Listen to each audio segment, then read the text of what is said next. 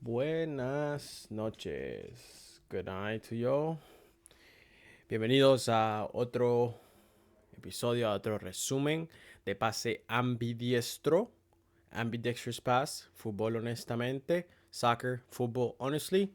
El día de hoy nos vamos a enfocar otra vez en lo que es la Premier League, que está en la jornada 13, la Liga, que está en la jornada 14, y la Serie A, que está en la jornada 13.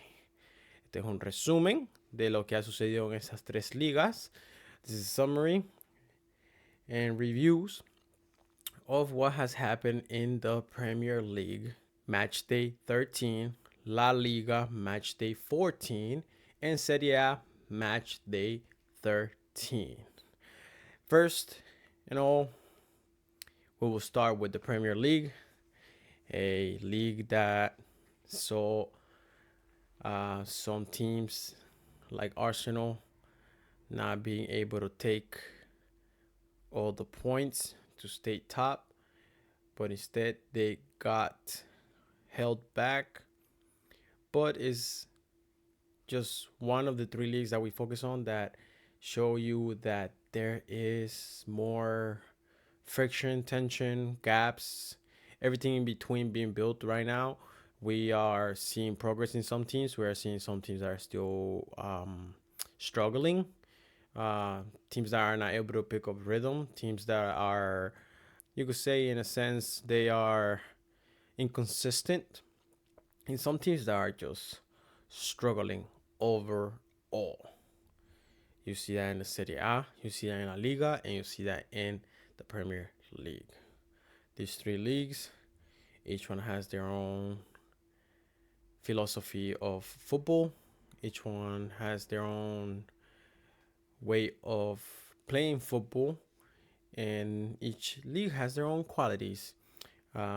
Primeramente hemos visto que en la Premier el equipo que está de punta no pudo llevarse los puntos, todos los puntos en un partido contra el Chelsea, que es el Arsenal contra el Chelsea. El Arsenal no se pudo llevar todos los puntos, pero estamos viendo cerca de todas estas ligas que hay equipos que siguen consistentes, hay equipos que todavía siguen encontrando lo que es obstáculos, equipos que no recogen ritmo y equipos que el ritmo es un poco flojo, ganan, pierden, no hay un ritmo positivo en sí en algunos de estos equipos.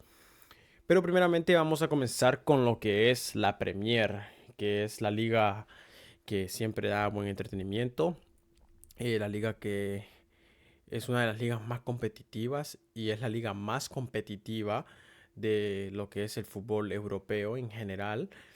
Pero primeramente vamos a comenzar con la Premier League.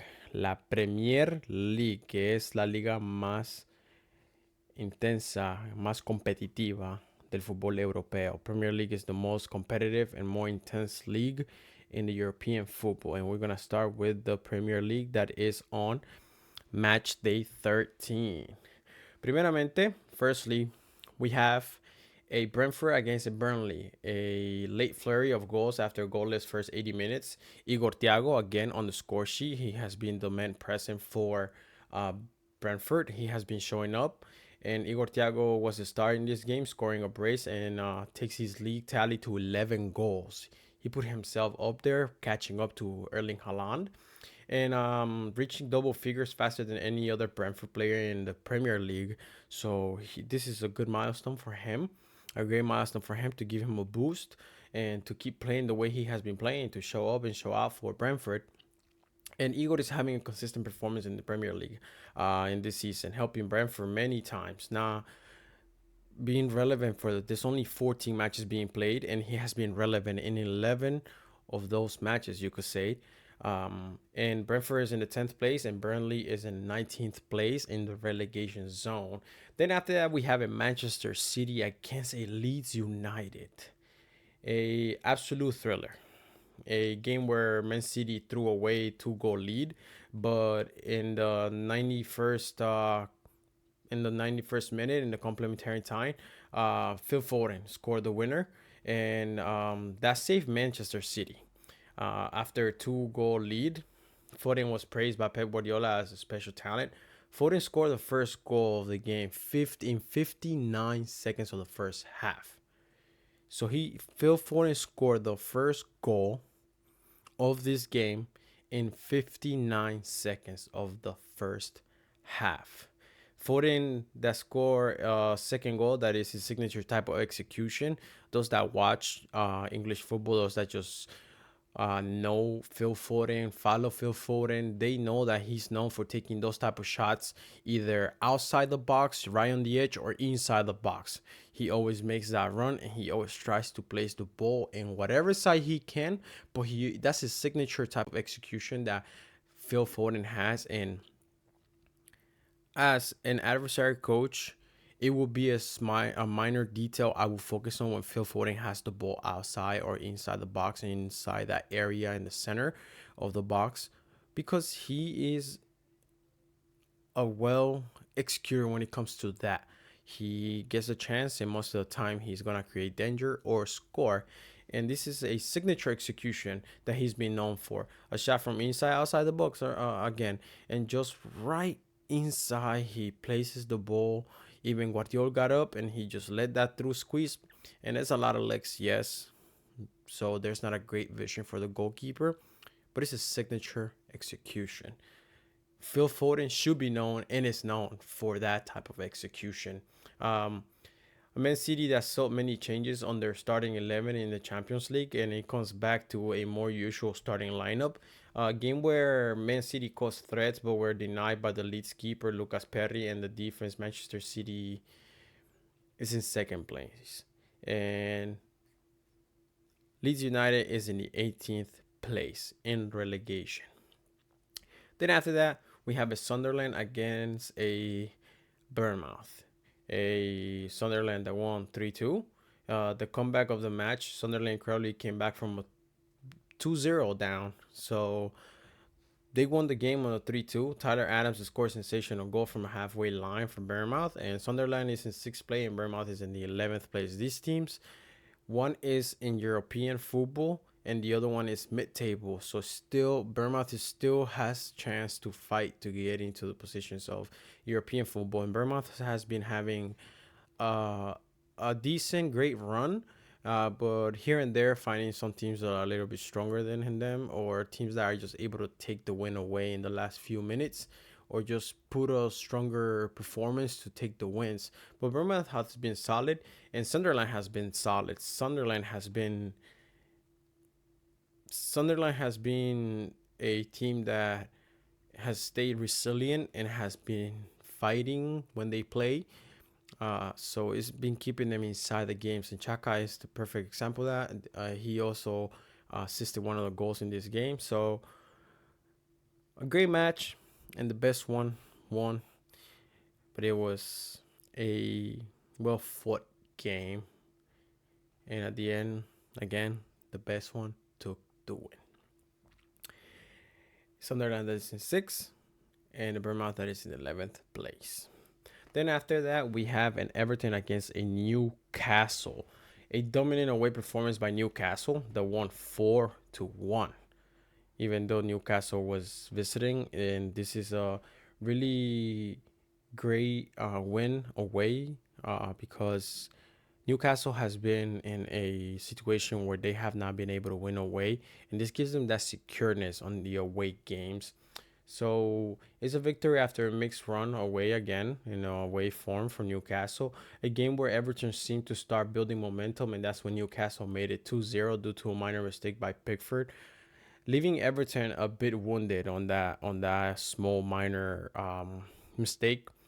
Those that watched the game saw how Pickford tried to save that shot, and he didn't do the best that he could because he's a great goalkeeper, but it just a minor adjustment of body positioning leaves you with a major mistake.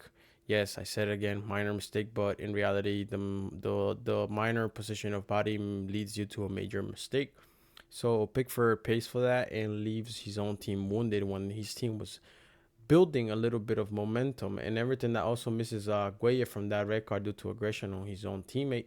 So that's another another men that they need and that they missed.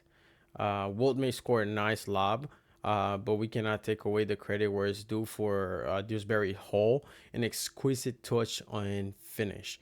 Whoever saw this game saw that the reception for uh, Dewsbury Hall was a great reception, but the control and the finish, he deserves props for this. It was the only goal for Everton, but it was a great goal, a great execution, a exquisite touch, and an amazing finish under that pressure and reduced space. Um, and Everton sadly lost four by three, 4-1 on the score sheet, and Everton is in the 14th place and Newcastle in the 13th place. These two teams are right next to each other, but Newcastle becomes the better team of this match and they walk away with a great result on their favor. Then after that, we have a Tottenham Hotspur against a Fulham. A Tottenham Hotspur that loses 1-2, a Fulham that wins, and a major upset, a disastrous result for Spurs, who conceded two very quick goals and very early on this game. And this was Tottenham's third straight loss across all competitions, putting manager Thomas Frank under significant pressure regarding the team's poor home form and tactics. Vicario committed a mistake that made him pay with a goal and conceding two goals in 10 minutes in the first half of this game. The pressure was on the Spurs, and Frank coming into this game following the chastening 6 days in which they suffered two losses and conceded 9 goals against Arsenal and Paris Saint-Germain. Tottenham is in the 12th place and Fulham is in the 15th place. Tottenham, again, I've been emphasizing this since the season started. Tottenham is not a bad team. Team-wise, they have the talent, but they just miss structure and strategy, which are two very important things when you have so much talent that flourish, so much great talent that can help you, but you don't have the structure or the strategy to execute the game on your favor. This gives you inconsistency when you have such talent, but you don't have the structure and the strategy. So that's what we've seen in this Tottenham team. A team that they're not big names, but they are great football players, great talent, great football players with talent in this team. But Tottenham falls short to small mistakes and to Fulham. So now they have to assess and see what goes on and move on. But Tottenham ends up wounded from this game with two early goals and one goal that came from a mistake from Vicario. A Tottenham that's in the 12th place and a Fulham that is in the 15th place. Then after that, we have a Crystal Palace against a Manchester United. A Manchester United that wins, a Crystal Palace that loses at home. This game ended up 2-1, 2 in favor of Manchester United and 1 for Crystal Palace. Manchester United came from a goal down to secure a away victory, showing good character after the break. And it started with Mateta penalty that had to be retaken due to 2 touches on the ball. And Xerxes ended with his 364-day drought for a Premier League goal. A Mount 20-yard drive from a free kick routine decided the contest. For Crystal Palace, all 3 of their Premier League defeats this season have come after midweek European games. This shows some managers, and mostly the Crystal Palace manager, that they are starting to see problems of too many games and start seeing the depth of their squad, which can be critical when you are playing every 2 days and at a high intensity is required. And Manchester United take the win here. They play well, a well-balanced game on the attack. But when looking at the defense with the 3 backline for Manchester United, this strategy formation shows flaws of gaps when defending and no build-up when starting from the back. We saw in this game, and against Crystal Palace for Manchester United. They held the ball. They try to open the ball. They try to open the game.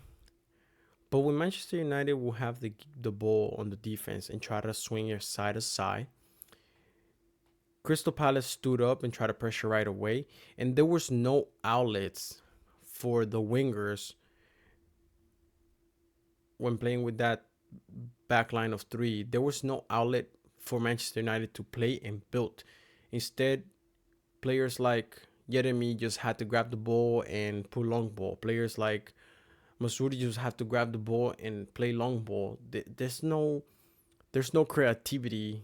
There's a lack of creativity when you play with a back line of three. And when defending, sometimes you have that fourth defender that is committed to the midfield and attacking to run back quick to cover a spot in the defense. So this just puts that player that has to come back at a little bit more of a physical decay. What do I mean by that? The player has to sacrifice a little bit more physicality. They have to run more, so they are bound to get a little tired faster.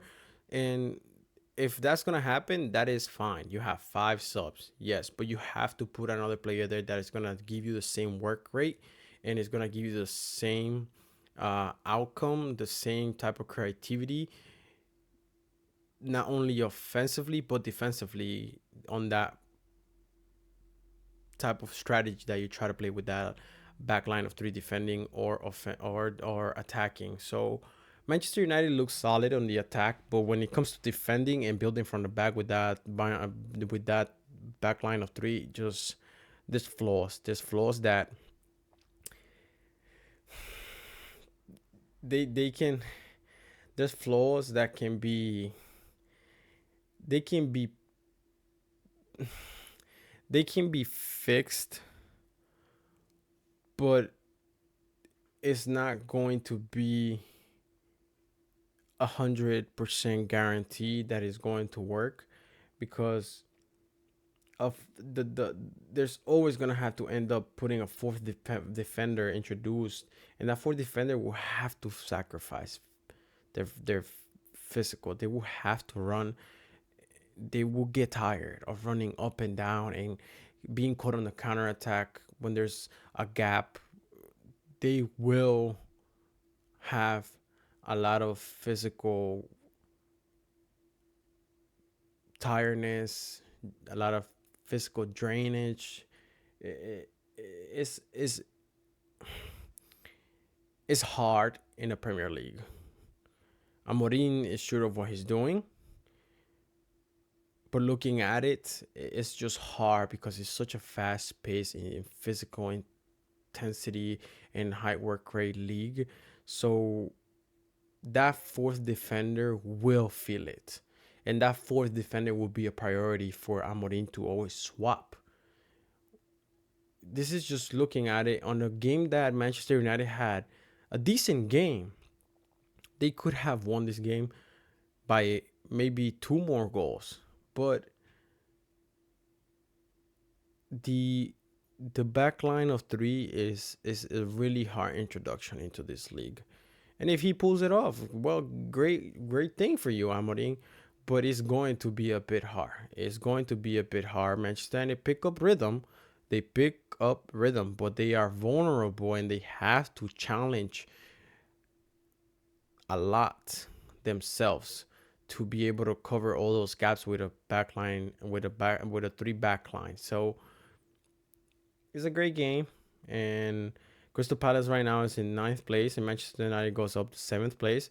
So they are building momentum, but it's just the formation is something to look at. Definitely, the team is starting to gain chemistry, rhythm, and there's still a few pieces missing. So the team can only grow. But it will be a little hard in some areas where they're gonna have to realize that they have to be committed more. And like again, that fourth defender that comes and defends with a back line of 3 that gets committed, that defender will have to sacrifice and will have to be a point of emphasis to be swapped in the second half because that player will get tired. That player will feel the drain of going up and down and covering space and getting there on time. So Manchester United are onto something. They won against Crystal Palace, who have been a great team, but a team that also feels the drainage of playing European football midweek and then coming back to the Premier League. And again, this is where coaches are gonna start seeing that their depth, their team depth, their rotation is gonna come into count. And some coaches will do a great job with this. Some coaches will struggle because there's chemistry you built and there's consistency you built when you play more games constant with your teammates. There's players that you see the same qualities in and you go position for position, but in the field they don't have the same chemistry as the starting player. So these are just minor details that sometimes put you out of the game. And Manchester takes this win, and it's something to build on for Manchester United. Then after that, we have a Aston Villa against Wolves, and Aston Villa that takes the win. Um, and Aston Villa that takes the win 1-0. A tight West Midlands derby saw an Aston Villa secure a narrow victory, maintaining their strong position in the table and solidifying their push for Champions League spot. Emiliano Martinez was called into action numerous times, most notably when he pushed Gerson's Mosquera's header to the woodwork. But Wolves could not find a way through. Wolves remain winless in 13 Premier League outings and stay 8 points adrift at the bottom of the table. With some positive things to take from this game, like the back line of five showing a bit of defensively stability, limiting Villa's chances. Wolves just keep struggling. Their building is a steady in football is a steady build. It takes time. Not every game is gonna be in your favor, but every game will give you pros and cons that you gotta take and review and reassess to build onto the next game and be a little bit more stronger. But Wolves just keep finding themselves in a really unpleasant position, still in the last place, which is the 20th place in the Premier League, in the relegation zone with no wins. So it's really hard. It's really hard to build a positive environment when you just keep struggling, even though there is some pro things that they can take. There's some pros that they can take from the games and from this last game that they play. But it's really hard to build a positive mindset when you just keep struggling. And will they wake up before the season reaches the mid season? Hopefully they do, but that's only a question that can be asked to the manager and the association itself, the team. So Wolves are in a hard spot, but there's some positives and negatives to every game you play, and you're better off taking off the positives, build on those, and the negatives you just work on to make sure that they don't happen again. And Aston Villa takes the win 1-0. And Aston Villa that is in the 4th place, and then Wolves that is in the 20th place. Then we have a Nottingham Forest against a Brighton that secured a comfortable away win. Continuing to put pressure on the teams on the top and the half of the table. Forest started the second half brightly, but always looked vulnerable on the counter attack. Forest's hopes were extinguished when Morato bizarrely attempted a back heel in his own box, and Stefanos Tsimas scored his first Premier League goal, and Sean Dyke's team saw a 5-game unbeaten run just being snapped away from them by Brighton. Nottingham is in the 16th place, and Brighton is in the 5th place, putting pressure on those teams at the top. Brighton is working. Brighton is going up the ladder. After that, we have a West Ham United against a Liverpool. A vital win for Liverpool to regain confidence after a difficult run. Alexander Isak was on the score sheet, his first Premier League goal for the club. West Ham Lucas Paqueta was sent off late on, And Gapco teed up Isaacs to guide a well-placed effort in the bottom of left-hand corner in the 60th minute.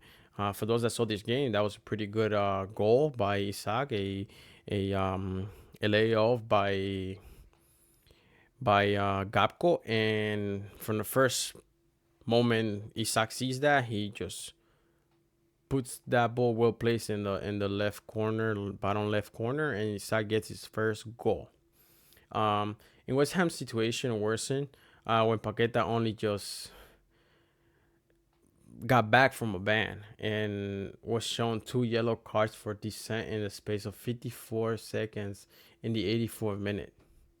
So Paqueta's reaction gives him 2 yellows, and the yellows were literally given within a minute. Both yellows were given to him within a minute. And yes, he went on to media platforms and he said maybe because of the problems that are going on in this and how I feel affected and I react. I'm not perfect. Everybody has their way of looking at things. Everybody has their way of perceiving things. Um, Sometimes what I can tell a player now that I am a professional is if you ever play any sport competitively and there's referees, the referees are there to do a job. The referees are there to be able to judge the best way possible. But when you start arguing or trying to get the referee on your side or try to get the referee to side with you or to see the things that you're seeing, they're people. They are people who will get frustrated at your bickering and your crying. So the best thing you can do is play your own game and let the referees make their choices. And at the end of the day, you have to live with those choices. It's part of the human error. It's a professional sport. They are putting the best of the best on that platform. So yes, we can all disagree, but they are professionals. They are the officials of the game. You arguing with them will not help your case. It will only worsen the situation. It will only make them feel biased towards you.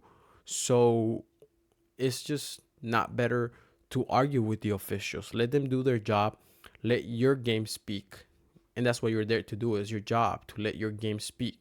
So Paqueta, I get it where you're coming from, but you gotta let the officials do their game. They're people. They're gonna get frustrated at your bickering, you're crying again. So it's best to just F off, move on, and play your game. And if some things are harsh, yes, I understand if you're being treated a certain way, if you're being foul, or you think something is unfair, it's understandable. But bickering is not gonna help your case at all. And more when the officials are the ones who hold the power in the game and the situations and they dictate certain moments. That's the truth of an official. They dictate how certain games can go at times. For more good that you are doing in the game, they can dictate how the momentum goes for your team. So for West Ham, it's just a letdown because they just saw him come back and then he gets a double yellow. Then he gets tossed out of the game. And Paqueta pays because of his attitude, you could say. But this is what happens in the West Ham game. And Cody Gapco also secured the win with a goal in the complementary time. A weight has been lifted off Isaac and Slot. Isaac, for all the talks that have been going around him, 150 million pound man who has been having a really stale performance. And Slot because he needs results that have been asked for by the sports director and the whole Liverpool association. So is a weight lifted? It's not the full weight lifted. It's just a piece of weight lifted. But only time can tell where this Liverpool side is going and if the goal for Isaac will be a spark for more or just a moment of relief. Isaac has been struggling. At this point, is it adapting? Is it more consistency in playing? Is it that he feels out of place? There's so many questions that can be asked. And at times I feel like you can ask players certain questions and they will still not tell the truth to it, because there's a certain vulnerability when you speak the truth and when you say how you really feel and what's going on. So it's understandable when players keep things on a private level and within the squad, within the team, within the association, within family, because they are people at the end of the day. But only time can tell where this is going for Liverpool and where this is going for Isaac. A Liverpool side that took a 2-0 win against a struggling West Ham that has been taking knocks and finding obstacles on the way this season. A West Ham that is in the 17th place and Liverpool that is in the 8th place. So Liverpool wins against a struggling West Ham. A West Ham that sees Paqueta come back from a ban and gets 2 yellows in less than a minute. And it's still start of the game. And Isaac that scores a goal, a great goal, a great execution, because it was a one-time hit, and also a little bit of weight lifted for Isaac at the same time and for Slot. But can Liverpool keep going on this? Only time can tell. Only time can tell, and only strategies and game plans can tell what will happen with Liverpool. After that, we have a Chelsea against an Arsenal. A fiercely contested London derby that ended up in a tie. In this derby, saw Chelsea lead briefly before Arsenal battled back. Chelsea's Moises Caicedo received a straight red card for a tackle on Merino, making the draw a crucial point for Chelsea, but a missed opportunity for Arsenal to extend their lead. A scrappy opening saw 3 yellow cards dished out within the first 13 minutes, and by the 27th minute, 4 yellow cards were given, although 3 of those were Arsenal players. Merino, who went and tied it for Arsenal, who makes an appearance again, just to emphasize this guy. He's a midfielder, but he has been showing up for Spain with goals, and now he has been showing up for Arsenal lately.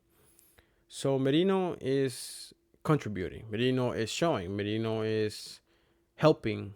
You can't complain about a midfielder that's giving you goals.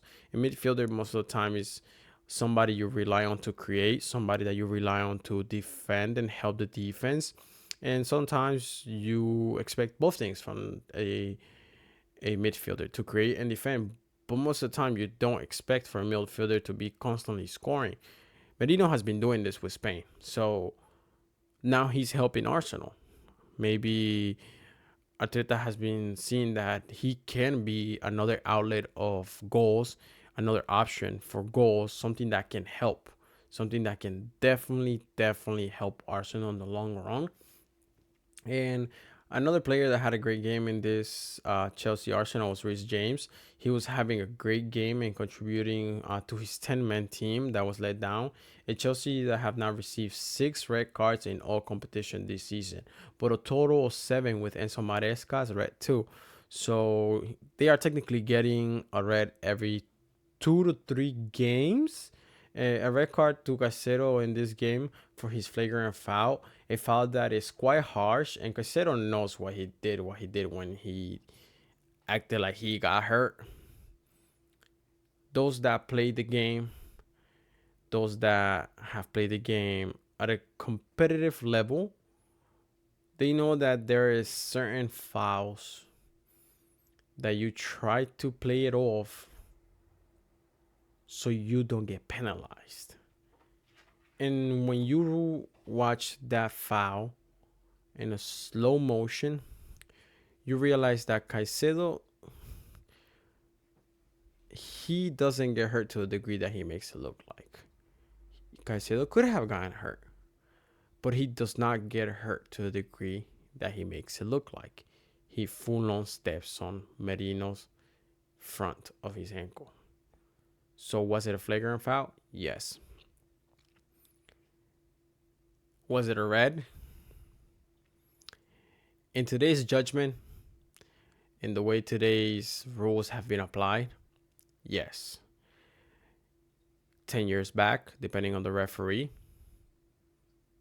it would have been a yellow, maybe a red. But what's very contradicting about this is that not long ago, another foul of this kind happened in the Premier League, and it was only a yellow card. So again, this goes back to depending on the official, that can dictate where your game can go. Depending on the official, that can dictate where your game can go for your team, for your squad, for your teammates. So it's very contradicting of the Premier League when you just had a game that had the same kind of situation and only a yellow was given. But in this game, Arsenal Chelsea, you had the same situation, same kind of foul, but a red was given after review. And one thing I have noticed is that when there is such foul and the referee gives a yellow and they review the play, it's most likely to be a red. 90% of the time it's going to be a red. Yes, the referee has give punishment to the player, which is a yellow, but when he gets called for the referee to review, 90% of the time it's going to be a red. And in this case, that's exactly what happened. Caicedo knows what he did. Caicedo knows why he tried to play the way he did. For those that saw the game, it could have been a season-ending injury, but thankfully it wasn't, because Merino got lucky enough that it was not beyond what we saw. But Caicedo tries to play it off. That's just what it is. For those that have played the game, no. They know. And the officials have to make better decisions, but at the same time, the kind of officials you have in certain games is what makes the games different.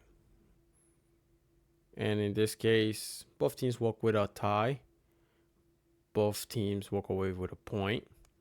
A Arsenal that stays top and a Chelsea that gets to third place, and Arsenal stays top first place with 30 points and Chelsea with 25 points. A Premier League that sees the title race tighten. An Arsenal draw with Chelsea. Couple of Manchester City dramatic late win over Leeds.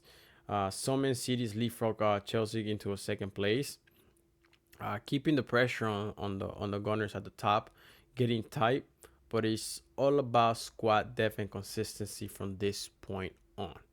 How good can managers that are playing European football and competing for all these other competitions, how good can they rotate, how much depth their squad has, and how much consistency can you build to keep winning?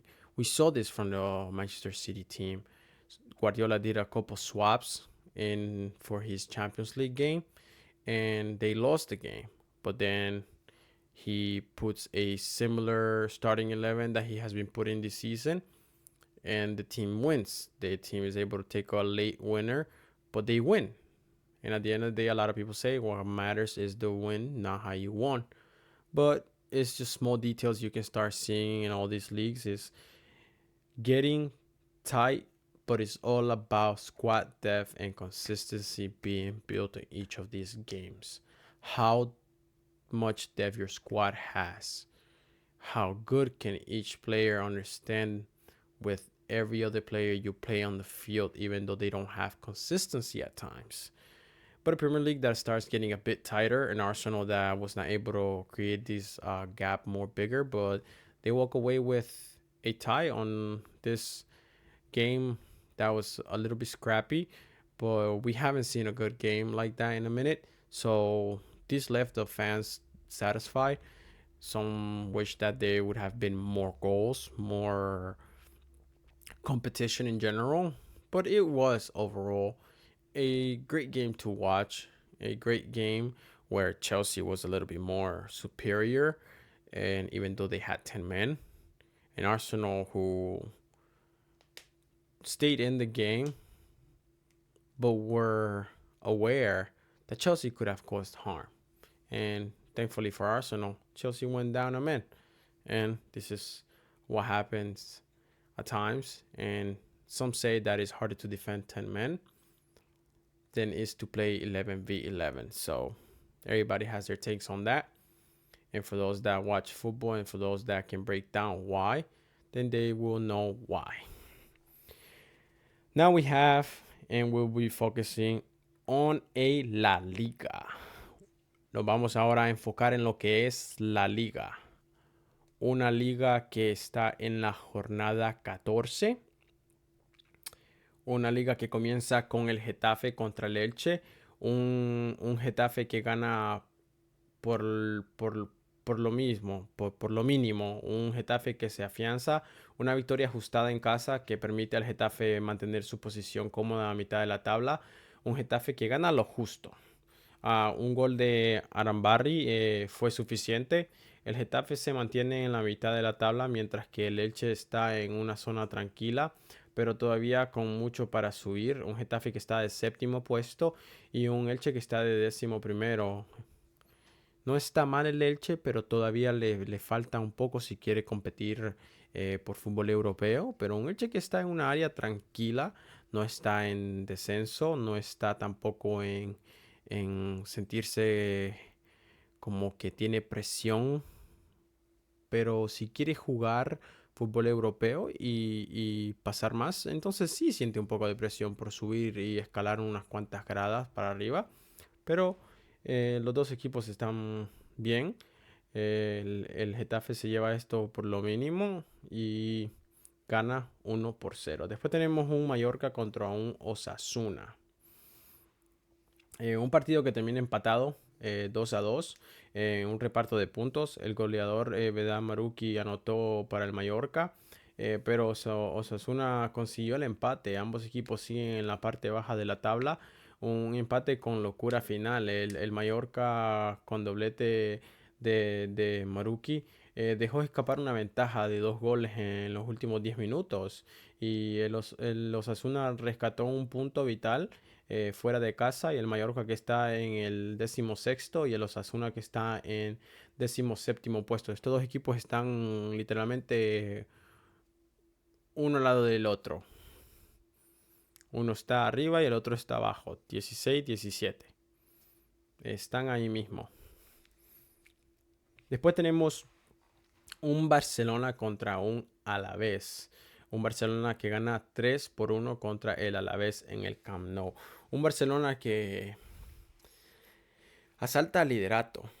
El equipo de Hansi Flick encaja un gol temprano, pero remontó con autoridad. Un Dani Olmo que fue la figura del partido con un doblete. Lamine Yamal continúa en su gran estado de forma. Anota y se confirma como el máximo asistente del equipo y de la liga también. Un dato que el Barcelona es el equipo más goleador de la liga con 23 goles a favor. Un Barcelona que tuvo un comienzo lento este partido. Respondió, pero aún así se veía vulnerable. Y Olmo tranquiliza el partido con un último gol que le da el 3-1 al Barcelona. Un partido en el cual Flick no se ve tranquilo, se ve un poco preocupado y caído. Cuando todos que vimos ese partido, se ve que al final el Hansi Flick no está satisfecho. Se le ve una cara como de preocupación, una cara como que está caído. Pero Rafinha, quien regresó a la jornada 13 y jugó los 90 minutos en este partido, lo alienta y le dice que el equipo mejorará. El equipo mejorará y esto presenta una buena relación y más que todo creencia en Flick y buenas vibras alrededor en el equipo, y otro jugador que cree en ti, cree en lo que tú harás. A la misma vez, Flick no está satisfecho, pero sabe que su equipo puede ser mejor y puede mejorar, puede dar más. Pero todos esos que vieron el partido se caen y dan a conclusión que se le nota que Hansi Flick está preocupado por su Barcelona. Pero él está preocupado porque sabe que su Barcelona puede ser mejor, pero no está jugando bien. Y comienza lento, terminan ganando, pero eso mismo a él lo deja razonar que el equipo está en un momento donde él tiene que sacarlos para que estén bien. No están mal, pero tampoco están bien. Están, como dicen, soso. está en medio. Un Barcelona que venía con un ritmo mucho más mejor al principio.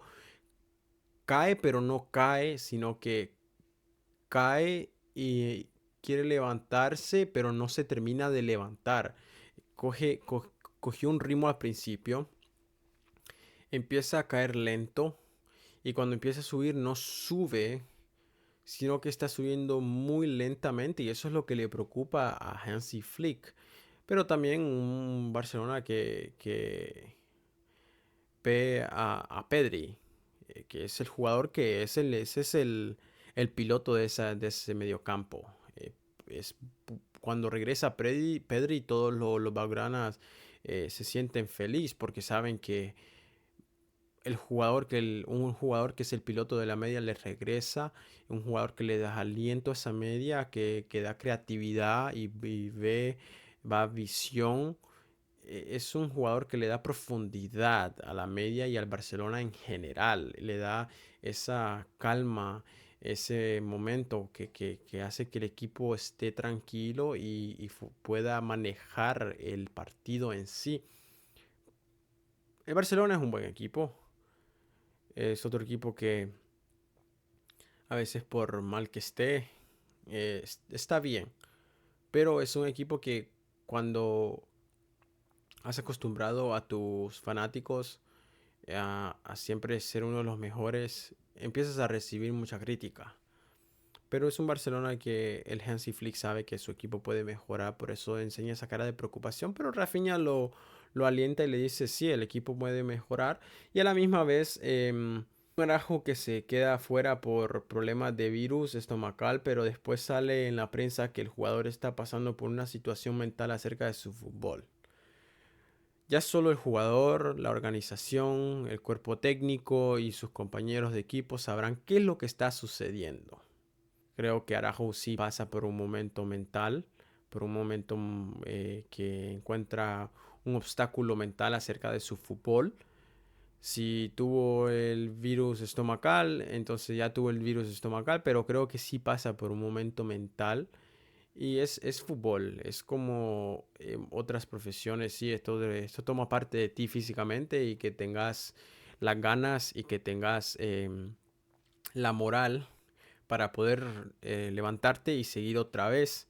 Pero Araju, tranquilo, seguí haciendo lo tuyo, practicá, seguí metiendo los minutos, las horas en el entrenamiento, que tu fútbol regresará. A veces creo que lo único que se te ve es que te pones un poco muy espasmado y, y haces faltas que no deberían hacerse y te dejan que te veas como el malo. Pero si tú chequeas tu juego y puedes deshacerte de esos errores, eres un buen defensa. Eres un buen defensa. Pero esto sucede y solo tú mismo te puedes sacar este hoyo con tus compañeros y la organización y el equipo técnico que es el que te entrena. Pero un Arajo que se le nota que cae en un hueco. Pero ya solo él, sus compañeros, el cuerpo técnico y la organización le podrán ayudar. Porque la gente afuera no te ayuda. Esa es la verdad. Después tenemos un Levante contra un Athletic Club. Un Levante que pierde por 2 contra el Athletic Club. Nico Williams en la victoria vasca. El Athletic Club ganó sin problemas, dejando el Levante en el puesto de descenso. Un golazo de Nico Williams que hace un chip. Un chip que parece que terminará fuera del arco. Pero la rotación del balón, para esos que vieron este partido, la rotación del balón hace que el balón termine adentro del arco. Cuando vi eso y lo vi en slow motion, después de verlo y captarlo, lo único que pude decir fue: wow. La ejecución es perfecta. En el ángulo que tú lo ves parece que el balón va para afuera, pero en la forma que el balón rota, termina adentro del arco. Y es un buen gol. Nico es un buen talento. Creo que ayudará mucho a Athletic Club con su hermano también. Pero técnico tiene mucho por delante y tiene juego en esos pies, tiene juego. Un Levante que se mantiene en puesto de descenso, que es en el 19º, y el Atlético que escala posiciones a 8º puesto. Después tenemos un Atlético de Madrid contra un Real Oviedo. El Atlético gana y escala. El equipo de Simeone no tuvo piedad en la colista, asegurando la victoria con un doblete de Alexander Sorloth en la primera parte. El Atleti mantiene la mejor defensa de la competición, solo 11 goles encajados. Y se afianza en puestos de Champions. Atlético de Madrid está en el 4º puesto. El Real Oviedo está en el puesto número 20, el último puesto en el descenso. El Real Oviedo también ya suenan alarmas. ¿Qué tendrá que suceder? ¿Qué es lo que tiene que pasar? Solo el cuerpo técnico, la asociación y los fanáticos pueden pedir eso y cambiar eso. Después tenemos una Real Sociedad contra el Villarreal. Una Real Sociedad que pierde 3-2 contra el Villarreal. Una remontada de infarto en Anoeta. En el partido más emocionante, el Villarreal se llevó la victoria con el gol agónico de Alberto Moleira en el minuto 94, que selló un doblete. El Villarreal se consolida en la 3ª posición, demostrando gran pegada. La Real Sociedad pierde 2 puntos importantes en la lucha por Europa. La Real Sociedad está en el 10º puesto y el Villarreal está en el 3er puesto. Después tenemos un Sevilla contra un Real Betis. Un Real Betis que gana 2-0 como visitante. El Betis se lleva el derbi de Sevilla. El equipo de Pellegrini venció con autoridad en el Sánchez Pizjuán. El Sevilla sigue sumando dudas y se aleja de Europa. El Sevilla terminó con 10 por la expulsión de Isaac Romero, mientras que el Betis mete de lleno en la lucha por Europa League en el 5º puesto, y un Sevilla que está en el 13º puesto. El Betis se mete a 5º para el Europa League y un Sevilla que se mete en el 13º puesto. Después tenemos un Celta de Vigo contra un Español que gana por lo mínimo 1-0 como visitante.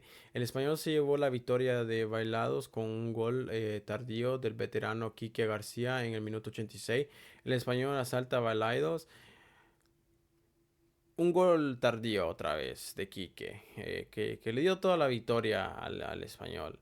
El Español se iguala al Betis en puntos y ocupa puestos de Conference League.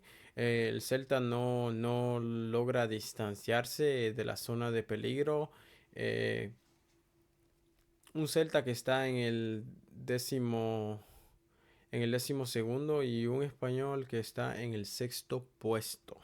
Después tenemos un Real Madrid contra el Girona. El Girona contra el Real Madrid. El Madrid juega de visitante.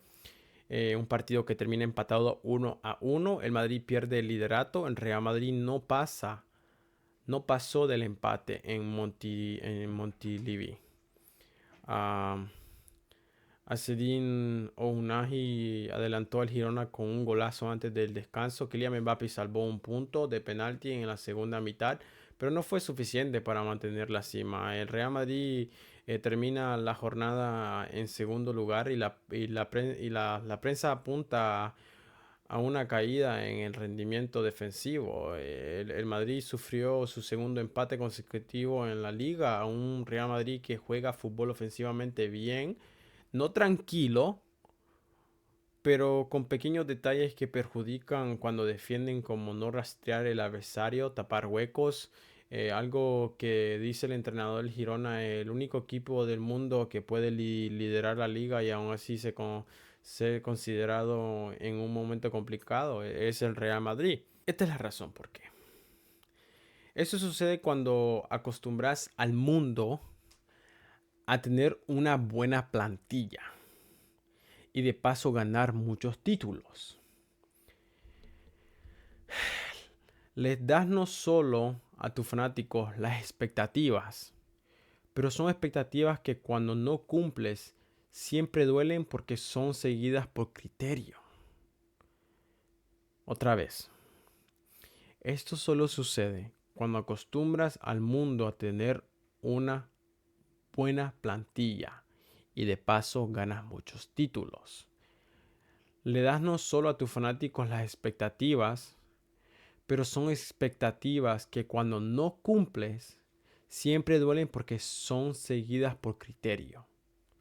Real Madrid está en segundo, que pierde el liderato de la liga por un punto, y un Girona que está en el 18º en descenso.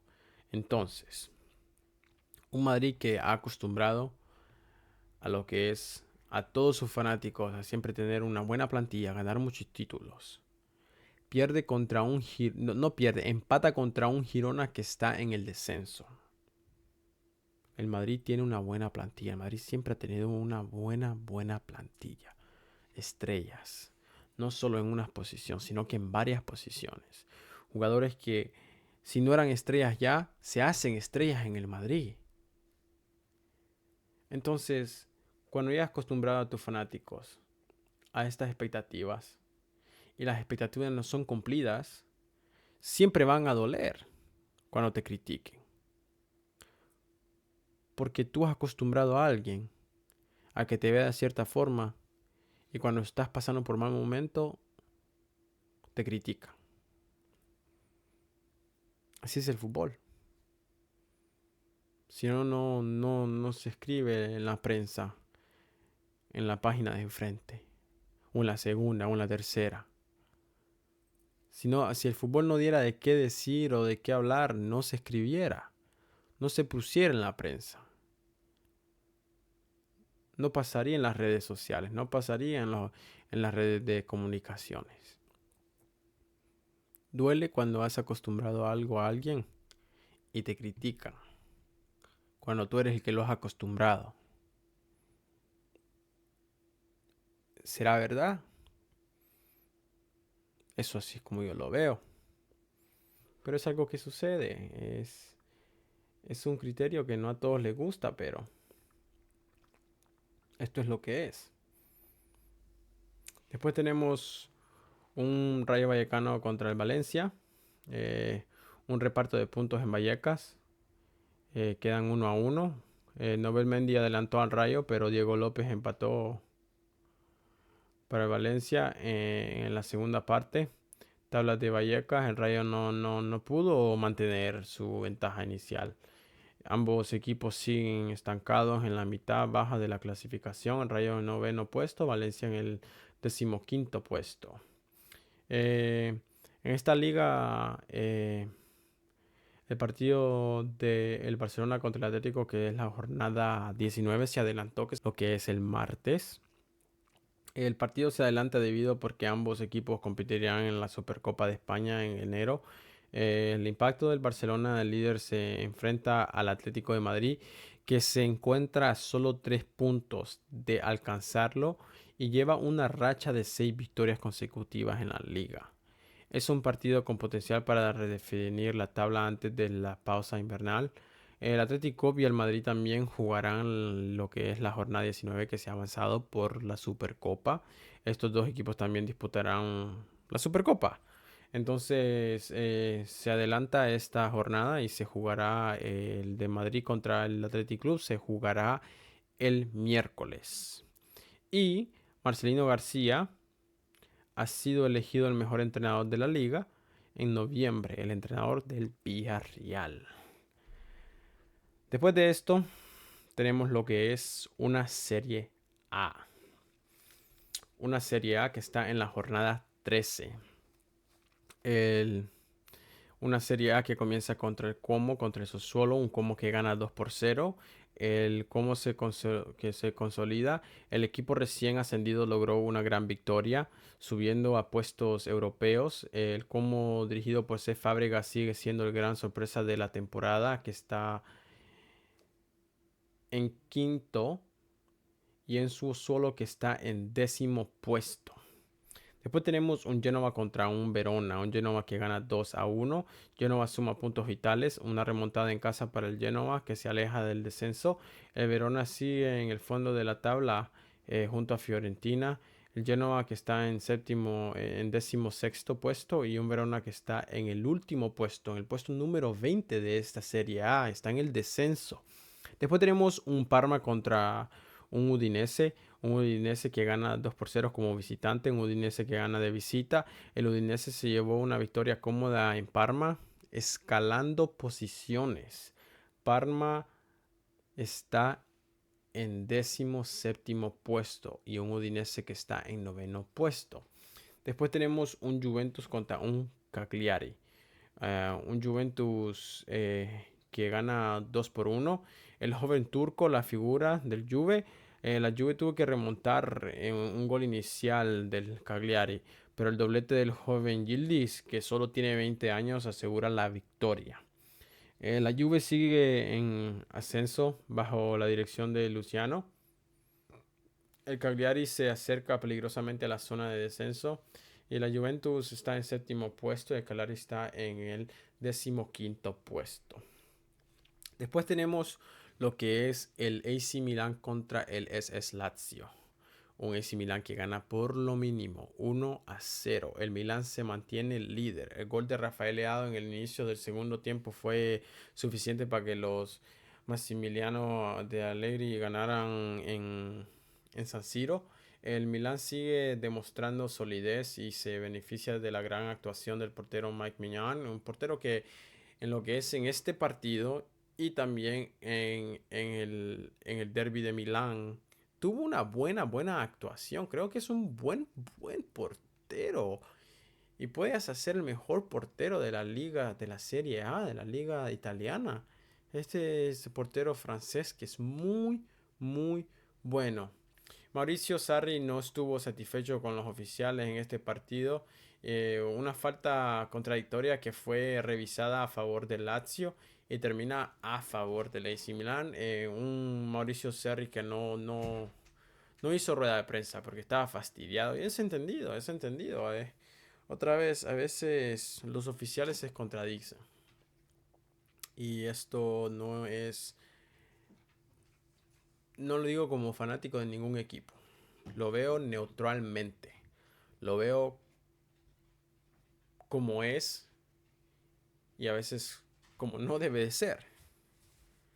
Y son situaciones que se contradicen, entonces es un poco difícil. Entiendo el enfado de Sarri, pero cuando te pones con los oficiales terminas perdiendo. Porque ya por si el partido va en contra de ti, vas perdiendo. Ya decís algo a los oficiales, ya los oficiales te tiran a ti cacho y tenés que tener cuidado porque si no terminas más perjudicado. Entonces se entiende cómo la cosa se siente para Sarri, pero un AC Milan que termina y está en primer lugar y un Lazio que está en octavo puesto. Después tenemos un Lecce contra un Torino. Un Lecce que gana 2-1 al Torino, un doblete en 2 minutos de banda. El Lecce resolvió el partido rápidamente y logró una victoria importante. El Torino, que está en el puesto 13º, sigue siendo el equipo con más goles encajados en la Serie A. El Lecce que está en el 14º puesto. Estos dos equipos están al lado del otro. El Torino está por encima del Lecce y el Lecce está abajo, al lado del Torino. Después tenemos un Pisa contra un Inter Milán, un Lautaro, el toro desatado. El equipo más goleador, ganó gracias a un doblete tardío de su capitán, Lautaro Martínez. Lautaro que se consolida como el máximo goleador, Pichichi de la Serie A. El Pisa que está en el 18º, sigue en la zona de descenso y un Inter Milán que está en el tercer lugar. Después está el Atlanta contra el Fiorentina. Atlanta vuelve a la victoria. El equipo de Atlanta en casa contra una Fiorentina en crisis. Esta victoria es la primera del Atlanta en mucho tiempo, que sigue en la mitad de la tabla. La Fiorentina que tiene 0 ganes, sigue sin conocer la victoria y se mantiene colista en el 19º puesto con solo 6 puntos y un Atlanta que está en el 12º puesto. Fiorentina no se ve, no se ve. Es que no se ve. Las alarmas ya están sonando. Ya se quemaron esas alarmas de tanto estar sonando. Pero un Fiorentina que no se ve, no se ve, no hay una visión clara en qué hay que trabajar o para dónde hay que hacerle para conseguir resultados. Fiorentina sigue cayendo cada fin de semana. A veces cuando se le nota que tienes un poco de esperanza, te caes otra vez. Y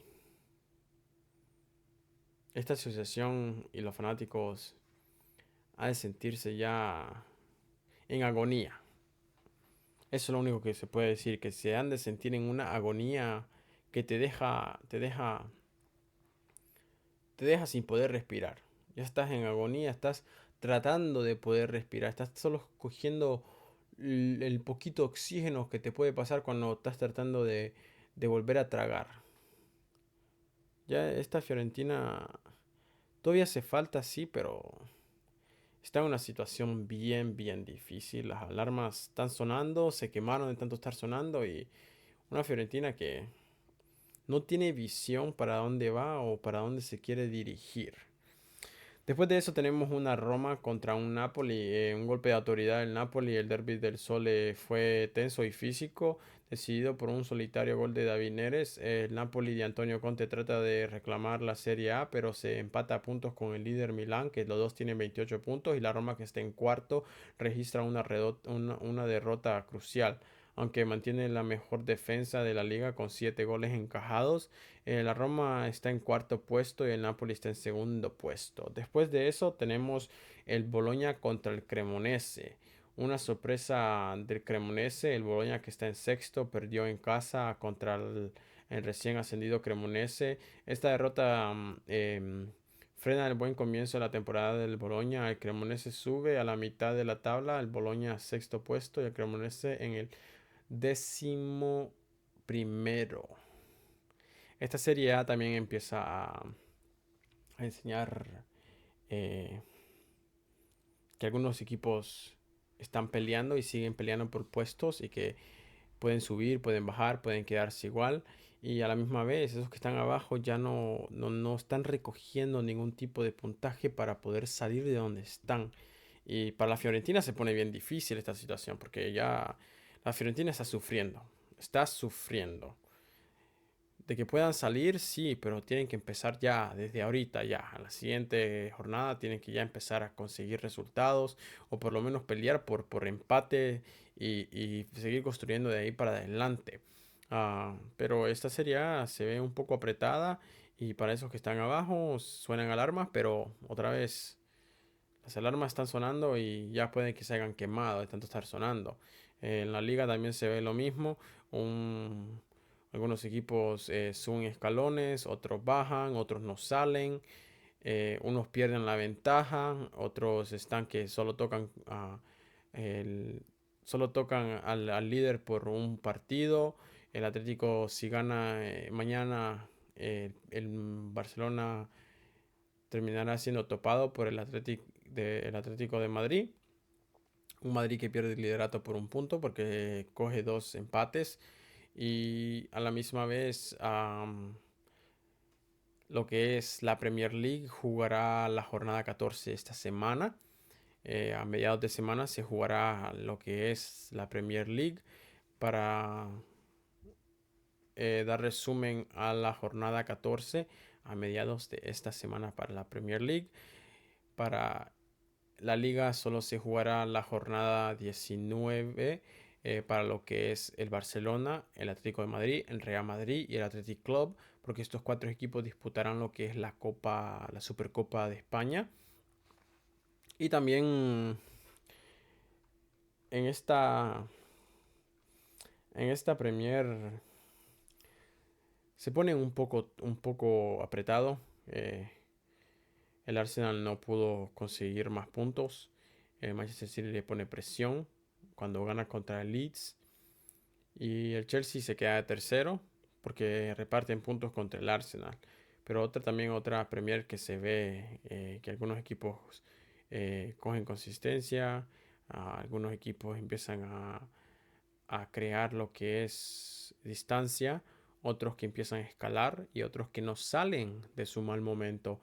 Entonces es algo bien duro para los equipos que están trabados en el último puesto en el descenso, y para esos que están en el descenso también es un mal momento porque no asegura que vas a salir de ahí, o nada te asegura que sí vas a poder salir de ahí. Entonces estas tres ligas empezás a ver quiénes puede que se la lleven, quienes pueden que peleen por ella y quienes pueden que no estén en ella la siguiente temporada, o quienes pueden que estén tranquilos, pero si quieren más tienen que empezar a conseguir resultados. Esto es todo por la Premier, que está en la jornada 13. Esto es todo por la Liga, que está en la jornada 14. Y esto es todo por la Serie A, que está en la jornada 13. This is it for Premier League, that is in Matchday 13. And this week you will be seeing Matchday 14 being played. And this is all for La Liga, that is in Matchday 14. And two games will be played, which is Barcelona against Atletico Madrid, and Athletic Club against Real Madrid, which is match day 19th. They will be playing in advance because those 4 teams will be going to the Spanish Super Cup. And Serie A is in match day 13. This is all for today. Esto es todo por hoy. Muchas gracias para esos que comparten conmigo y que están aquí. Everybody have a great day. Para el mejor y el deporte más bello del mundo, el fútbol. Esto es Pase Ambidiestro, Ambidextrous Pass, Fútbol Honestamente, Soccer, Football Honesty. Que tengan una buena noche. Muchas gracias por estar aquí.